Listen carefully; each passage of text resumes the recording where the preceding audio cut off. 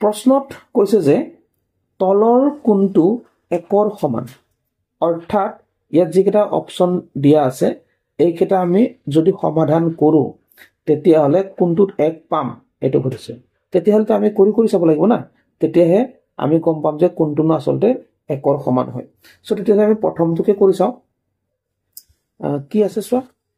ইয়াত কৈছে যে ইয়াত আছে 0.8 into 7 আৰু 10 into 5.1 sorry 6 so ইয়াতে আমি যদি চাও দশমিক আছে সো দশমিকবোৰ প্ৰথমতে উঠাই লওঁ দশমিকবোৰ উঠাবৰ কাৰণে একেবাৰে ইজি কেনেকে ইজি যেহেতু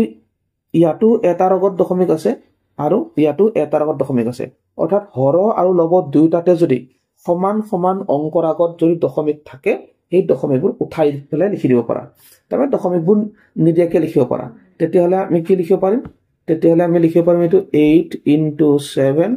আৰু ইফালে 10 into 56 ঠিক আছে সো যদি কটাকটি কৰো 8 ৰে 8 7 গুণ 56 হ'ব আৰু 7 ৰ লগত 7 কেনসেল তেতিয়াহলে আমাৰ থাকিব তলত 10 ওপৰত 1 গতিকে এইটো একৰ সমান হল নে নহল গতিকে অপচন 1 টো উত্তৰ নহয়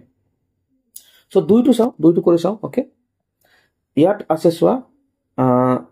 0.8 into 7 আৰু ইয়াত 1.0 into 5.6 সো ইয়াত তোমালোকে এটা কথা জানি লবা এই যেটো 1.0 আছে না এই 1.0 টো এটো 1 এ হয় ঠিক আছে এটো 1.0 টো কি হয় 1 এ হয় কাৰণ যিকোনো সংখ্যাৰ পিছত আমি শূন্য ধেৰ লিখিব পাৰো কিন্তু এই দশমিকৰ পিছৰ শূন্যবিলাকৰ কোনো ভিন্ন নাথাকে সেই কাৰণে এইটোক আমি 2.00 যদিও আছে ইয়াত আমি জাস্ট 2 বুলি লিখিব পাৰো ওকে সো তেতিয়াহলে আমি বুজি পালো যে এই 1.0 মানে কি হয় 1 এ হয় আৰু ইয়াটো যদি চাও ইয়াত এটাৰ আগত দশমিক আছে ইয়াটো এটাৰ আগত দশমিক আছে গতিকে হৰ আৰু লবত যদি সমান সমান অংকৰ আগত দশমিক থাকে দশমিকবোৰ উঠাই পেলাই আমি লিখিব পাৰো সেই কাৰণে আমি কি কৰিম 1 into 5.6 টোৰ দশমিক উঠাই দিলো আকৌ 0.8 ৰ যেটো দশমিক এটুকু আমি উঠাই পেলাই লিখিম 8 into 7 বুলি ঠিক আছে সো তাৰ পিছত আমি 8 ৰে 56 কাটি দিলো 7 গুণ 56 অৰ্থাৎ 7 বাৰ গল আৰু এইটো 7 আৰু এইটো 7 কেনসেল গল তেতিয়ালে কি থাকিলে তেতিয়া তলত 1 ওপৰত 1 অৰ্থাৎ কি থাকিলে 1 থাকিলে তাৰ মানে আমাৰ শুদ্ধ উত্তৰটো এইটোই হয় অপচন 2টোই শুদ্ধ উত্তৰ কাৰণ এইটো কৰিবলৈ আমি একৰ সমান মান পালো ওকে সো বাকি কেইটা তোমালোকে কৰি চাব পাৰা বাকি কেইটা কিন্তু তোমালোকে এক নাপাবা ওকে সো প্ৰশ্নত কৈছে যে 76.0684 সংখ্যাটোক নিকটৱৰ্তী দশক স্থানলৈ শুদ্ধকৈ লিখিলে পোৱা যাব নিকটৱৰ্তী দশক স্থান বুলি কৈছে ঠিক আছে সো নিকটৱৰ্তী দশক স্থান বুলি ক'লে আমি প্ৰথমতে সংখ্যাটো লিখি লওঁ 76.0684 সো ইয়াৰ দশকটো কোনটো দশকটো হৈছে আমাৰ ইয়াত ঠিক আছে 7 টো হৈছে দশক কাৰণ আমি ইয়াৰ পৰা এককটো হিচাপ কৰিম এইবোৰ আমাৰ একক দশকত নপৰে ঠিক আছে গতিকে এবিলাকৰ মানটো বেলেগ জানিবা হিকানে ঠিক আছে সো এইটো একক দশকত যেটো কথাটো আহিলে আমি দশকৰ স্থানটো পালো কি বুলি দশকৰ স্থানটো আমি 7 আছে সো আমাৰ ৰুল এটা আছিল নিকটৱৰ্তী দশক স্থানলৈ যদি শুদ্ধকৈ লিখা হয় ঠিক আছে নিকটৱৰ্তী সংখ্যা যদি লিখা হয় জলৈকে নিবলৈ কয় ঠিক আছে তাৰ সোঁফালে থকা সংখ্যাটো চাব লাগে ঠিক আছে ইয়াত যেহেতু কি হলৈ নিবলৈ কৈছে দশকলৈ নিবলৈ কৈছে নিকটৱৰ্তী দশক স্থানলৈ নিবলৈ কৈছে সেই কাৰণে এই দশক স্থানৰ কাষতে থকা সোঁফালে থকা এই সংখ্যাটো চাব লাগে এই সংখ্যাটো যদি 5 বা 5তকৈ ডাঙৰ হয় তেতিয়া হলে সংখ্যাটো এক এটা বহাই দিব লাগে তাৰ মানে এই যেটো 7 টো আছে 7 টোক বহাই দিব লাগে এক এটা আৰু বাকি গুটেই কিটা 0 বনি যাব বুজি পালানে মই আকৌ কৰিছো যে যেহেতু আমাক কি হলৈ নিবলৈ কৈছে নিকটৱৰ্তী দশক স্থানলৈ নিবলৈ কৈছে সো নিকটৱৰ্তী দশক স্থানলৈ নিবলৈ হলে আমি দশকটো চাও দশকটো হৈছে 7 সো দশকটো যেতিয়া চোৱাৰ পিছত দশকৰ কাষত যে এটা নম্বৰ আছে হেতু আমি চাব লাগিব সেই সংখ্যাটো 5 বা 5তকৈ ডাঙৰ নেকি হেতু চাব লাগে যদি 5 বা 5তকৈ ডাঙৰ হয় তেতিয়াহ'লে সি এই সংখ্যাটো মানে 7টোক দহকৰ স্থানত থকা সংখ্যাটো 1 এটা দি দিব যদিহে 5তকৈ সৰু হয় যেনে 4 3 2 1 ইত্যাদি যদি হয় তেতিয়াহ'লে 1 দিব নোৱাৰে গোটেইটা শূন্য বনি যাব যদিহে 5ৰ 5তকৈ ডাঙৰ হয় তেতিয়াহ'লে ইয়াক 1 এটা দি দিব আৰু বাকি গোটেইটা 0 বনি যাব তেতিয়াহ'লে আমি দেখিবলৈ পালো যে 7ৰ কাষৰ যেটো সংখ্যা মানে অংক এটো 6 এটো 5তকৈ ডাঙৰ হয় গতিকে হি এটা 1 ইয়াক দি দিব 7ক এখানে 8 বনি যাব আৰু নিজে শূন্য হৈ যাব আৰু বাকি গোটেইবোৰ কি হৈ যাব 0 হৈ যাব মই কৈছিলো দশমিকৰ পিছৰ 0ৰ কোনো ভ্যালু নাথাকে গতিকে এটো কি হ'ব 80 হ'ব গতিকে ইয়াৰ উত্তৰটো হৈছে অপচন 4 ঠিক আছে সো প্ৰশ্নত কৈছে যে 3.003 আৰু 2.050 ৰ পাৰ্থক্য সিহঁতৰ যোগফলৰ লগত যোগ কৰিলে মুঠ সংখ্যাটো হ'ব ঠিক আছে বহুত ইজি হয় ইমান চিন্তা কৰিব নালাগে কৈছে যে এই যি দুটা সংখ্যা দিয়া আছে এই দুটা সংখ্যাৰ পাৰ্থক্য আৰু সিহঁতৰ যোগফলক যোগ কৰিলে কিমান পোৱা যাব বুজি পালানে এই দুটা সংখ্যাৰ প্ৰথমতে পাৰ্থক্য তাৰ পিছত যোগ কৰিব লাগে তাৰ পিছত যি দুটা সংখ্যা পাম সেই দুটা সংখ্যাক যোগ কৰিব লাগে কেনেকৈ কৰিব চাই লোৱা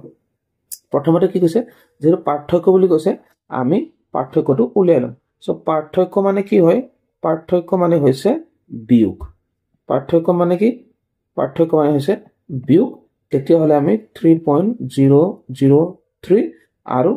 2.050 লিখিলো মাইনাস কৰি দিলো যেটো পাৰ্থক্য মানে বিয়োগ হয় বিয়োগ কৰিলো বিয়োগ কৰিলে ইয়াত আহিলে 3 ৰ পৰা শূন্য গলে 3 এ থাকিব ইয়াত শূন্য পৰা 5 নাযায় সেইকাৰণে ইয়াৰ পৰা ধাৰ কৰিলো 10 এফালে 10 হ'ব হা আৰু ইয়াত 9 থাকিব ঠিক আছে সো তেতিয়া হলে আমি এই 10 ৰ পৰা 5 গল আমাৰ 5 থাকিলে আৰু 9 থাকিলে 9 ৰ পৰা শূন্য গল 9 আৰু ইয়াত দশমিক আৰু ইয়াত 1 যেটো ফলে ধাৰ কৰা হৈছিল তাত 2 থাকিলে অৰ্থাৎ 0 হ'ব সো কিমান পালো 0.953 পালো ঠিক আছে সিহঁতৰ পাৰ্থক্য বুলি ক'লে তাৰপিছত আকৌ যোগফলৰ লগত যোগ কৰিলে আকৌ হেতৰ যোগফল ঠিক আছে তেতিয়াহলে আমি লিখিম যে যোগ ফল ওকে সো যোগফলটো কিমান হ'ব 3.003 আৰু 2.050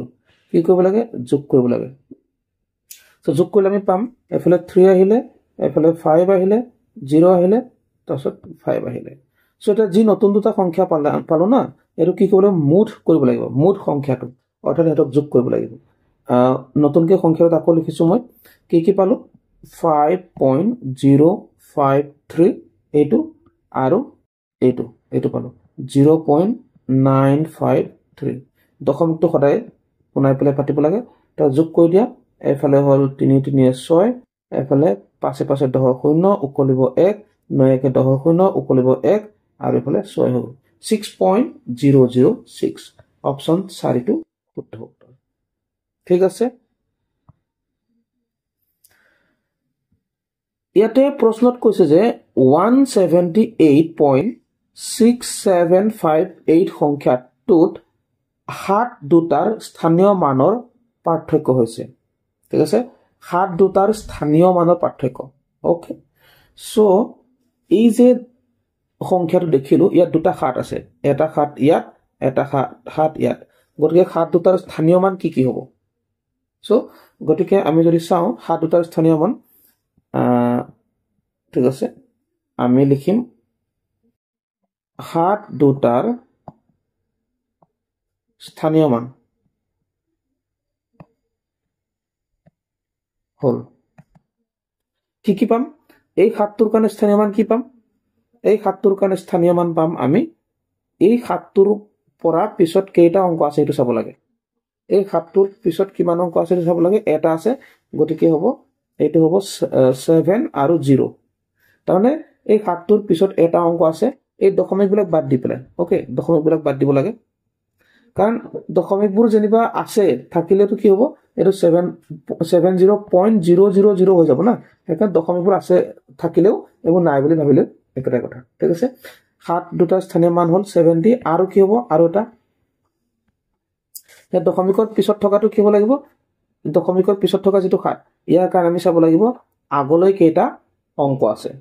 ঠিক আছে তেতিয়ালে আগলৈ এটা অংক আছে সেইকাৰণে আগত এটা অংক আহিব 07 কিন্তু দশমিকটো আহিব ইয়াত ওকে এইটো ওরে হাত দুটাৰ স্থানীয় মান কি গম পালা এতিয়া হাত দুটাৰ স্থানীয় মান আমি পালো 70 আৰু 0.7 ঠিক 0.07 সো এতিয়া স্থানীয় মানত পাৰ্থক্য বুলি কৈছে পাৰ্থক্য হলে কি কৰিব লাগিব বিয়োগ কৰিব লাগিব সো এই যেটো 70 আমি এনেকে পাতিলো কিন্তু ইয়াত যে পইণ্ট আছে এই 70 হেকানে আমি পইণ্ট দি পেলাই পাতিম আৰু ইয়াত পইণ্ট থকাৰ কাৰণে আমি 07 পাতিলো তাৰ পিছত মাইনাস কৰিলো ওকে সো তেতিয়ালে আমি এই শূন্যৰ পৰা 7 টো বিয়োগ কৰিব নোৱাৰো হেকানে কি কৰিম ইয়াৰ পৰা এক এটা এফালে ধাৰলৈ লৈ যাম সো ধাৰলৈ লৈ ইয়াত 10 আহিলেগে 10 ৰ পৰা 7 গল 3 আৰু ইয়াত 9 থাকিলে 9 9 ৰ পৰা 0 গল 9 আহিলে আৰু এইফালে 9 থাকিলে ঠিক আছে এফালে 6 থাকে অৰ্থাৎ 69.93 অপচন কোনটো শুদ্ধ অপচন 2 টো শুদ্ধ